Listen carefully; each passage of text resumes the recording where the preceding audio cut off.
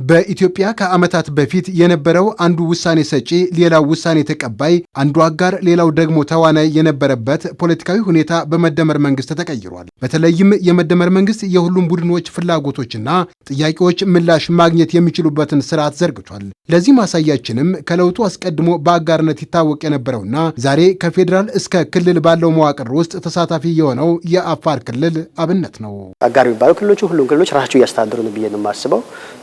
አቅማቸው አተበር ነገር ግን እነዚህ ክልሎች በልጆቻቸው እየተመሩ ይገኛሉ። በአመራሮቻቸው ውሳኔ እየተመሩ ይገኛሉ።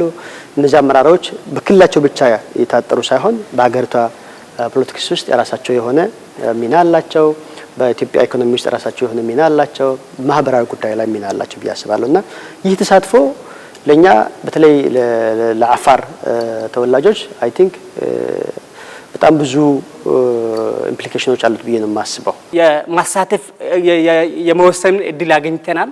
ፕላስ ደግሞ እንደ ክልሉ ተወላጆች አሁን ይሄ ከዚህ በፊት አናሳ ተብለው ሲጠሩ የነበሩ ክልሉ ተወላጆች አሁን ልክ ሌሎች ጋር እኩል ሆኖ በፖለቲካልም ይሆን በሌላም ይሆን እያስወሰነ መውልበት ሂደቶችም አለ። በእርግጥም የኢትዮጵያ ሁለንተናዊ ብልጽግና የሚረጋገጠው የሁሉም የጋራ ተሳትፎ ሲደመር ነው። ለዚህም ከለውጡ በኋላ በፖለቲካው መስክ ሁሉም በኩል ውሳኔ ሰጪ እንዲሆን መደረጉ በመልከ ብዙ ልማቶች ማደግ የሚያስችል የተስፋ በርን ከፍቷል። በብልጽግና ጊዜ እርሻ የሚችለው አቅም ያለው በአካባቢ እንዲያርስ ማህበረሰቡ ተፈቅዶላት እንደገና ሽንዴ፣ ሽንኩርት፣ ቲማቲም እንዲያርሱ ተፈቅዶላት ከዛ ያበለጠ ወጣ ያለ አቅመ ደካማዎቹ የማይችልበት አካባቢ ላይ ኢንቨስት እንዲደረግና ከፍተኛ አቅም ያለው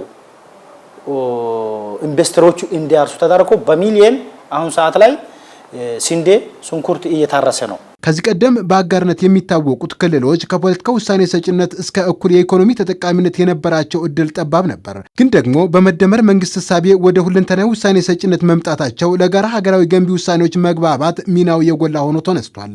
የመንግስት ስትራክቸሮች ላይ እንደ ዜጋ እንደ ኢትዮጵያዊ እየተሳተፍን አልነበርንም። ስለዚህ ብዙ ችግሮች እንደነበሩ ነው ከዚህ መረዳት የምንችለው። ፖለቲካሊ ፓርቲሲፔሽን አንድ ሀገር ላይ ሆነ አንድ የኢትዮጵያውን ዜጋ ሆነ ፖለቲካሊ ፓርቲሲፔት ለማድረግ ዲሲሽን ሜኪንግ ላይ አለማሳተፍ ራሱ ይሄ ትልቅ ችግር ብዬ ነው ትልቅ ተግዳሮቶች ብዬ ነው የሚወስደው። አፋር ልጆች ሶማሊያ፣ ጋምቤላ፣ ቤንሻንጉል እነዚህ ፕሪፈሪ ላይ ያሉ ወይ ደግሞ አጋር ተብሎ የነበሩ ክልል ተወላጆች ወይና አመራሮች በዚህ ላይ ቀጥታ የሆነ ተሳትፎ የሚኖራቸው ከሆነ በኢትዮጵያ ጣፋንታ ላይ የራሳቸውን ሚና እየተጫወቱ ነው ማለት ነው። ይሄ አንደኛው እውን የሚሆነው ፖለቲካቸው ውስጥ በሚኖራቸው ተሳትፎ ነው።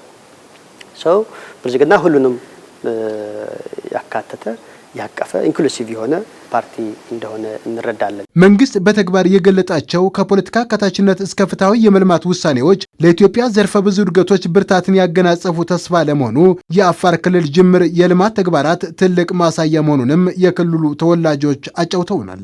የአፍሪካ የብልጽግና ተምሳሌት የመሆን ተስፋን እውን ሊያደርጉ የሚችሉ በጣም ብዙ የሪፎርም ስራዎችን ተግባራዊ ሆነው ራሳችን በምግብ ሉዓላዊነት ራሳችን የምንችልበት በፖለቲካ ሉዓላዊነት ራሳችን የምንችልበት ኢኮኖሚያዊ ሉዓላዊነትን የምናረጋግጥበት ጊዜ አይ ቲንክ ሩቅ ይሆናል ብዬ አላስብም። 10 በላይ ኢንዱስትሪ ተከፍተዋል። ከለውጥ በኋላ ነው ያ አንድ ኢንዱስትሪ ፋብሪካ የለንም ነበር። አንድ ፋብሪካ ከ10 በላይ ፋብሪካዎች አንድ ኢንዱስትሪና ከ10 በላይ ፋብሪካዎች አለን። በጨው በዱቄት በተለያየ ዘርፍ በመኮራኒ በፓስታ የሚያመርቱት እንደዚህ ያለውን ለነገ የጋራ ማደግ የጋራ ሐሳብ የሚዋጣበት የመደመር መንግስት አካታች የፖለቲካ ስርዓት ግንባታ ሐሳቤ እውን ለማድረግ ወጣቱ የወኔ ጋሻውን ሊታጠቅ የግድ ይለዋል።